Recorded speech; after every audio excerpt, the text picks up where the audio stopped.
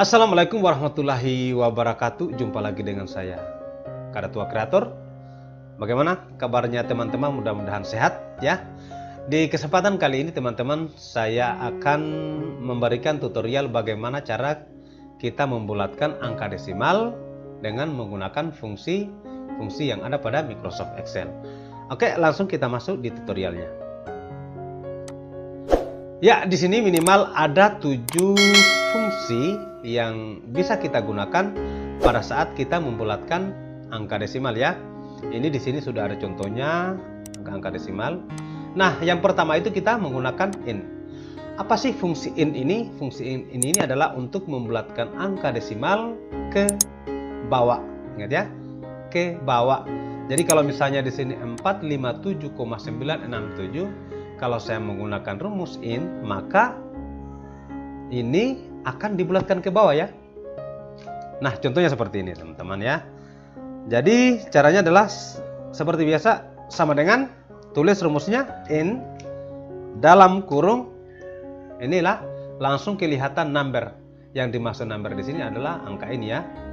Jadi misalnya di situ adalah 457,967. Ingat, enter.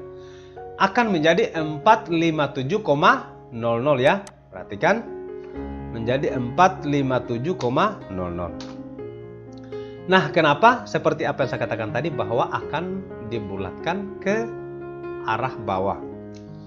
Jadi ini kan saya masih manualkan. Jadi angka ini kita hapus ya. Klik di sini. Jadi 457,00. Ini normalnya kalau menurut aturan matematika, ini ya, kalau seperti ini maka akan menjadi 458 ya. Kenapa? Karena di sini angka 9. Maka akan dibulatkan angka 7 ini akan dijadikan menjadi angka 8. Atau begini deh normalnya, kalau misalnya kita menggunakan di sini ya. Ini. Ya, bisa dilihat ya, teman-teman. Oke. N. Oke, berikutnya adalah truns. Nah, fungsi truns ini sama dengan in. Hanya saja truns ini akan memotong saja angka desimalnya. Misalnya, perhatikan, sama dengan 457, truns ya, dalam kurung, klik numbernya. Enggak, di sini ya, titik koma number digits. Berapa digits di belakang angka. Misalnya saya hanya butuhkan 2 angka. Berarti koma 2. Maka nanti di situ akan menjadi 457,86. Ya, betul ya, 457,86. Nah, sekarang kalau misalnya di sini saya ganti dengan 0, maka akan menjadi 457. Oke, sekarang teman-teman lihat lagi perubahannya ya. Kalau misalnya di sini saya menggunakan angka 1, maka akan menjadi 457,8. Nah, sekarang kalau misalnya ini saya bulatkan lagi begini secara manual. Ingat, ada perubahannya. Jadi ingat, trans itu dia ya, fungsi ini hanya memotong angka desimalnya sesuai dengan digit yang kita inginkan. Saya kira bisa dipahami ya, tidak susah. Berikutnya ini adalah ODD. Fungsi ODD ini adalah pembulatan ODD dengan event ini adalah pembulatan ke atas. Kebalikan dari in ya. Kalau in tadi pembulatan ke bawah, kalau ODD dengan event ini pembulatan ke atas. Hanya saja ini biasa ODD ini kan adalah akan dibulatkan ke bilangan ganjil ya, bilangan ganjil. Kalau event ini akan dibulatkan ke bilangan genap. Oke, langsung bagaimana tampilannya? Perhatikan ya. Sama dengan 457 ODD dalam kurung 453,367 Perhatikan. Ini nanti akan dibulatkan ke bilangan ganjil ya. Berarti akan tetapi ke atas. Maka akan menjadi 455. Perhatikan. Iya, betul ya, 455. Kenapa? Ini kan 453. Maka akan dibulatkan menjadi 455. Nah, berbeda dengan ini. Kalau event ini dia bilangan genap. Sama dengan event dalam kurung numbernya itu, perhatikan, 458. Nah, kalau normalnya sih ini menjadi 456, tetapi tadi syaratnya bahwa ODD dengan event itu selalu dibulatkan ke atas. Ini ODD itu untuk bilangan ganjil, event itu untuk bilangan genap. Saya kira bisa dipahami ya. Berikutnya round. Round ini adalah pembulatan ya. Jadi ini kalau round ini normal sesuai dengan aturan matematika. Jadi kalau misalnya tergantung dari nilai ini, ya, tergantung dari nilai ini. Misalnya contohnya seperti ini, round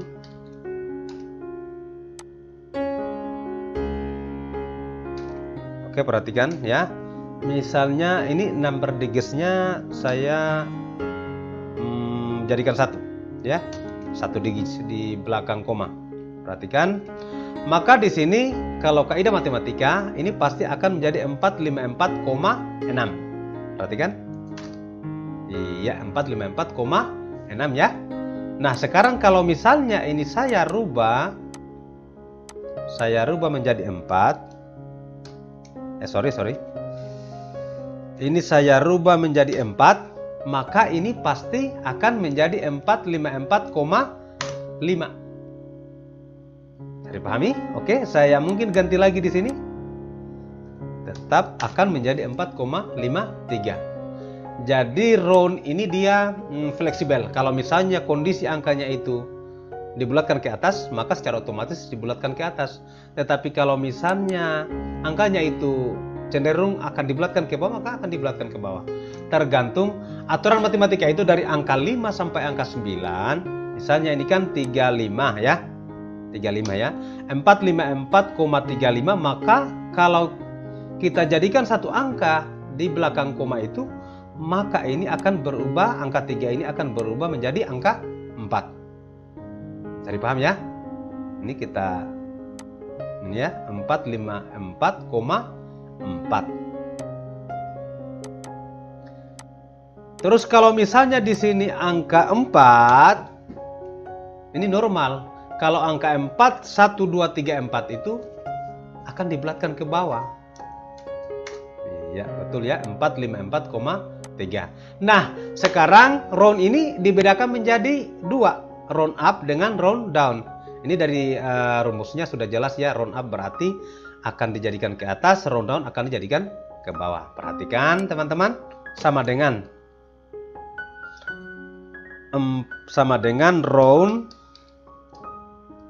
round up. Oke. Ini number digitnya. Ya, karena ini akan dibulatkan ke atas, maka ini saya jadikan satu angka ya. Maka ini akan menjadi 456,6. Iya, betul ya, 456,6. Perhatikan.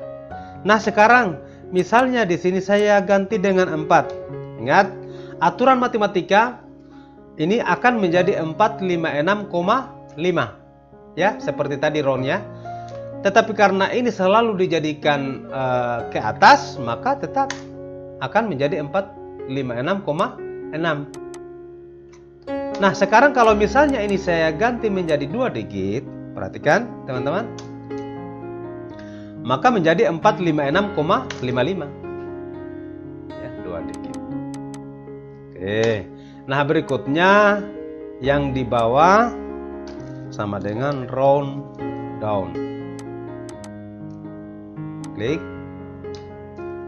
Kita contohkan dulu 1 digit ya. maka ini akan menjadi 456,5. Akan dibulatkan ke bawah. Ini padahal kan ya normalnya sih kalau kita menggunakan rumus round ini akan menjadi 456, berapa? 456,6 kalau menggunakan rumus round. Tapi karena ini round down, selalu jadikan ke bawah, maka seperti ini jadinya. Nah, misalnya di sini saya jadikan 0, perhatikan, ya tetap menjadi 456. Oke, saya dipaham ya? Ini kalau saya jadikan 0, karena dia round up 0, maka pasti 457. Ya. Saya kira bisa dipahami ya tentang pembulatan angka desimal ini ya. Sebenarnya ini, misalnya ini ya, saya contohkan seperti ini. Terkait dengan ini sebenarnya bisa kita lakukan pengaturan-pengaturan di sini ya. Ini. Misalnya ini kita jadikan ini untuk menambah angka desimalnya ya. Ini ya. Ini mengurangi, menambah, divariasikan. Kalau misalnya kita jadi generalkan, kita pakai format number yang lain, custom, bisa mungkin di sini kita gunakan. Ini biasanya kita dapatkan yang seperti ini ya. Saya tambah dengan siswa. Oke. Ya, begini ya, bisa ya, nanti dicontohkan.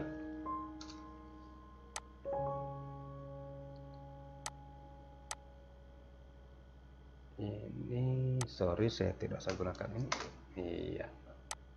Jadi kalau misalnya kita tulis 1 siswa, 2 siswa, 3 siswa, 50 siswa. Oke, kita pakai spasi supaya lebih bagus. Berarti ini kita harus gunakan spasi ya di sini. Oke, saya kira teman-teman ya bisa dipahami. Ini menurut saya tidak terlalu susah. Adapun pengembangannya silakan dicoba dengan angka-angka yang lain. Bagaimana perubahannya dengan menggunakan angka negatif ya, misalnya minus 1,156. Bagaimana kalau menggunakan 7 rumus ini? Silakan dicoba. Yang jelas tentang penggunaan 7 rumus ini ya, 7 rumus yang ada yang saya jelaskan tadi itu adalah terkait tentang bagaimana kita melakukan pembulatan angka desimal. Oke, saya Kedatua Kreator. Saya akhiri. Assalamualaikum warahmatullahi wabarakatuh. Dan jangan lupa subscribe.